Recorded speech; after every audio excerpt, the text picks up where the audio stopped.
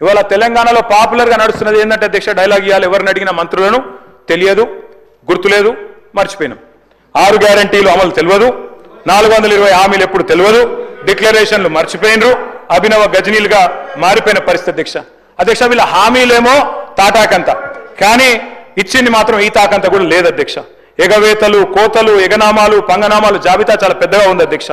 అధ్యక్ష ఎట్లుందంటే అధ్యక్ష వీళ్ళది, అప్పట్లో ఒక సినిమా వచ్చింది అధ్యక్ష, నేను చిన్నగా ఉన్నప్పుడు, నా పెళ్ళంట అని. ఒక ఆయన నేను చికెన్ తింటా అంటే కోటా శ్రీనివాసరావు గారు నువ్వు రా అని పిలుస్తాడు అధ్యక్ష. పిలిచి ఆయనతో ఏం చేస్తాడు అధ్యక్ష, కారపు మెతుకులు పెట్టి ముంగట కోడిని కట్టేస్తాడు అధ్యక్ష, గిదే తిను అని. గట్లే ఉంది అధ్యక్ష వీళ్ళు 6 గ్యారంటీలు, డిక్లరేషన్లు, 420 హామీలు. తప్పిన ప్రతి మాట అధ్యక్ష ప్రజల్లో మన మీద విశ్వాసాన్ని దెబ్బతీస్తుంది. బ్రోకెన్ ప్రామిసెస్ ఈరోడ్ ఫెయిత్ అధ్యక్ష. Sir, when leadership fails the entire system suffers.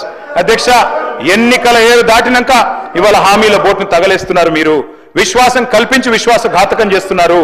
మేనిఫెస్టోలతోనే ఎన్నికల్లో గెలుస్తాం అధ్యక్ష. మేనిఫెస్టో అంటే ఒక ప్రమాణ పత్రం అధ్యక్ష, ప్రజలకు మనకు.